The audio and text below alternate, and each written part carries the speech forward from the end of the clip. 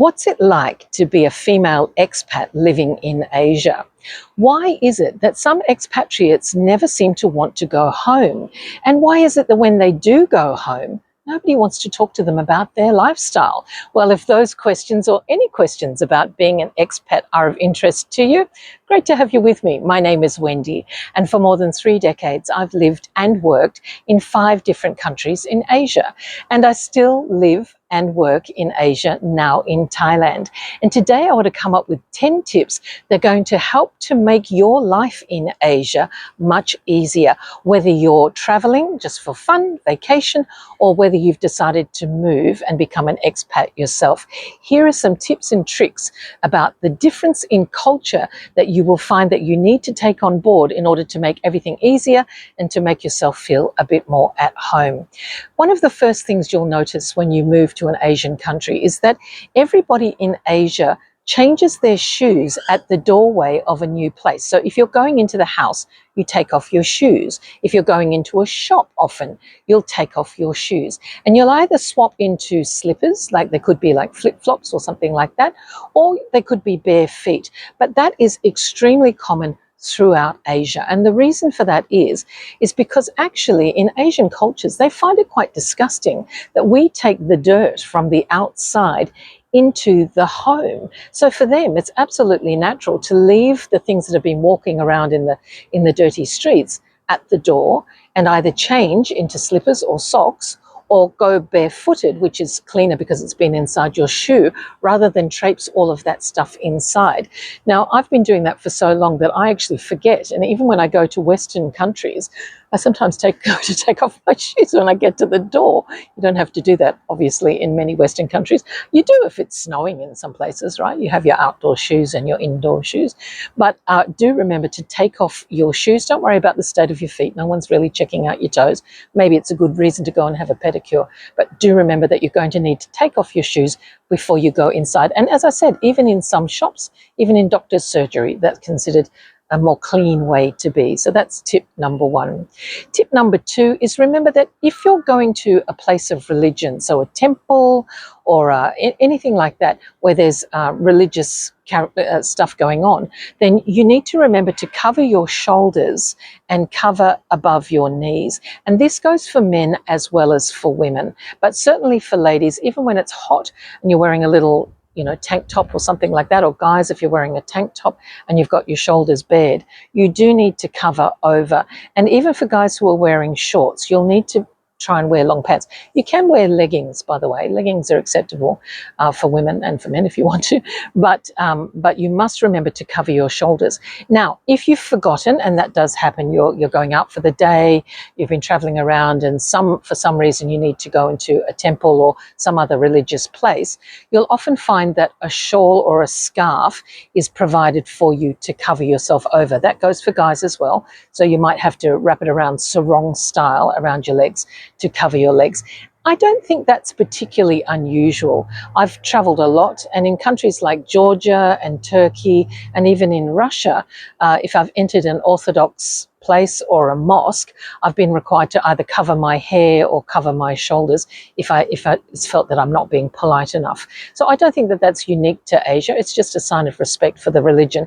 And whether you're religious or not, we always want to try and get along and be sort of humane to other people's feelings as well. So just remember that. If you are traveling around, stick a little pashmina in your bag, ladies, if you've got something handy.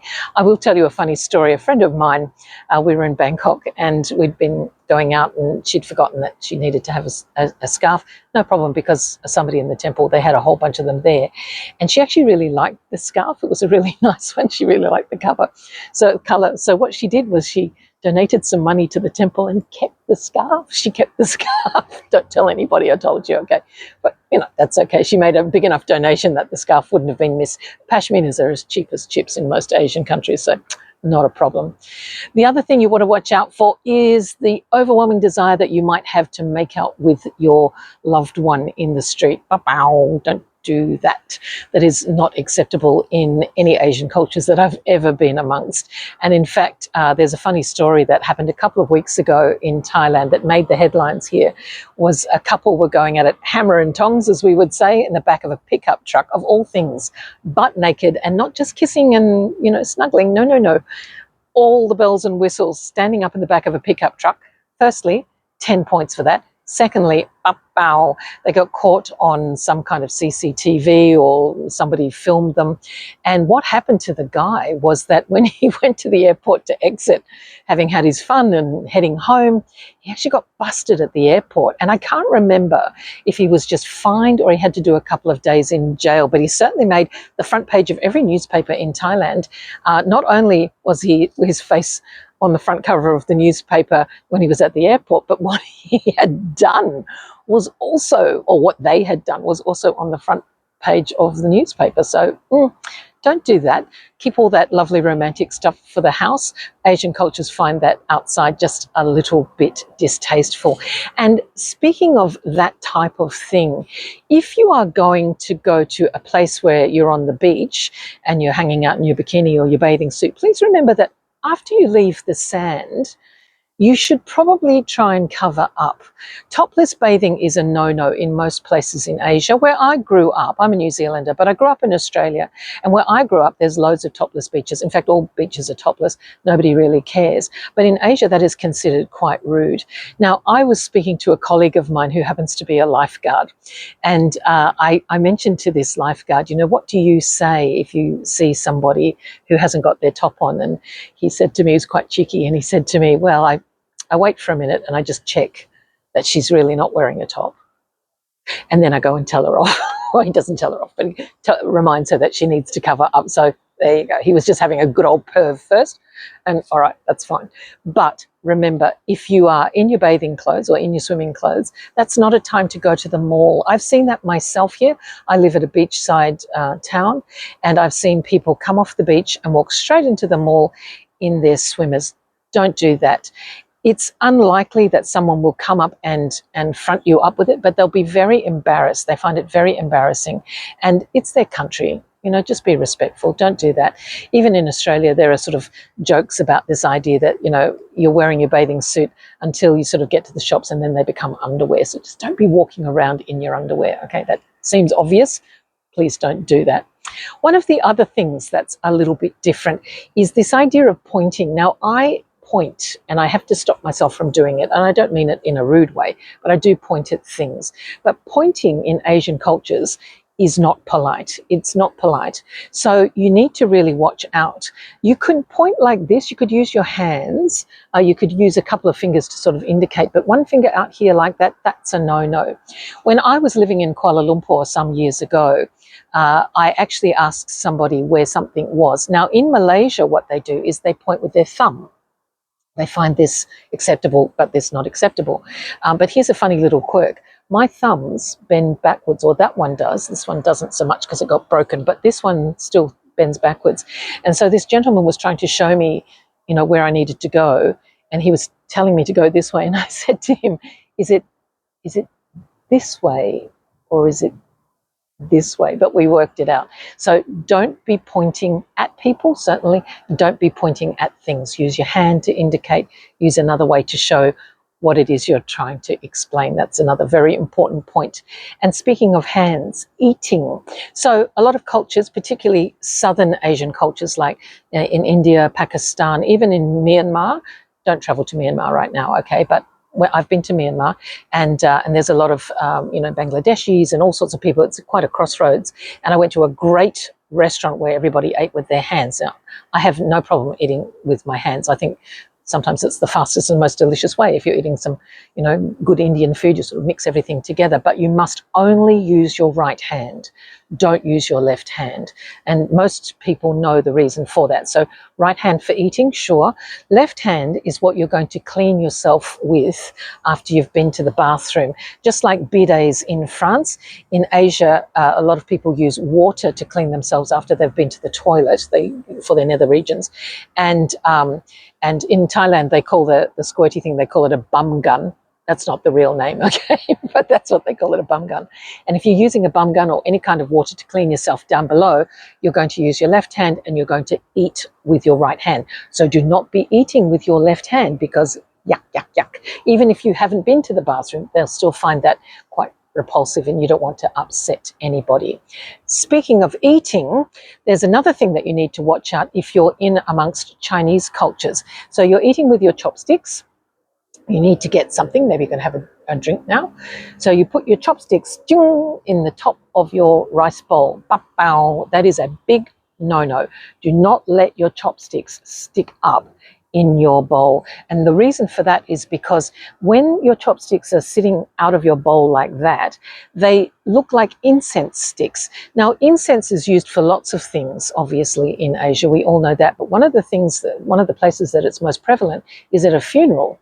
So incense sticks, if this looks like incense sticks because it's sticking up out of your bowl, it's an indication for death and is considered quite unlucky. Chinese cultures do not want to see your chopsticks stuck out of the top of your bowl. Just put your chopsticks on the side of your bowl like that. Just rest them that way, and that's perfectly fine. Try not to point them at anybody, but just have them resting on the side, or just put them on the table, but don't stick them out of the top of the bowl. The other thing is about eating. You probably are aware that in Asian cultures, people share dishes. It's really only Westerners who have a dish to themselves and they kind of eat what they want to eat and they don't share for the rest. So it's very much, food is very much a shared activity. And so what usually happens if you're going out with friends or, a host or a guide, somebody like that, make sure that the eldest person is served first, because that's what happens in Asian cultures. The eldest person gets the best of the meal, or the highlighted part, whether that's the fish cheeks or whatever it is that's the nicest part, is usually served to the eldest first. And it's a sign of respect, and it's a lovely thing. And people will serve you too. Now, I used to bridle against this a little bit. I used to think, no, I'll get it for myself. You don't have to serve me. But actually, it's one of the charming things about Asian cultures is that they do share food, and they want to share with you to show you that they respect you and to show you that you're welcome and that they like you. So if someone offers to serve you, just let them serve you and take it graciously. And if you would like to show respect for somebody else, you can serve them. Offer them, would you like this part? Would you like this part? And you serve them. And it's a lovely way to show your kindness and your harmony within the group, which is very important in Asian cultures. So I think I haven't covered. That's 9. I've got one more for you. Okay, so make sure I've got on my list. Yeah, one more for you. And that is the thing, and it's kind of a cultural thing, kind of a behavioral thing, and that is shouting when you get cross.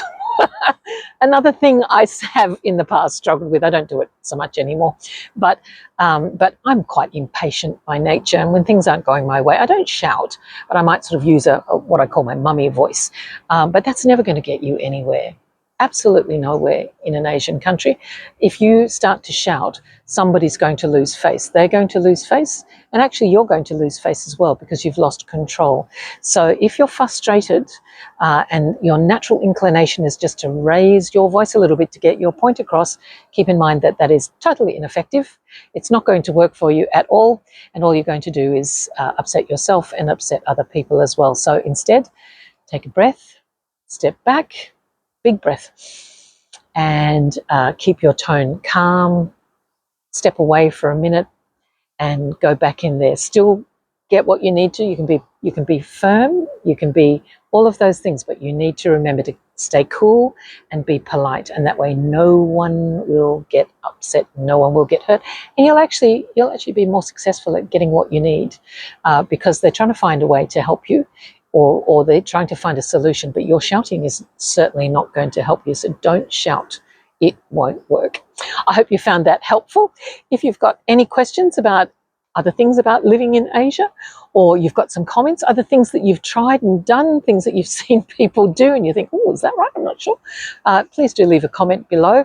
It is lovely to see so many great comments coming up on all of the different videos, and it's really helpful for me because it lets me know who's out there and how I can help you.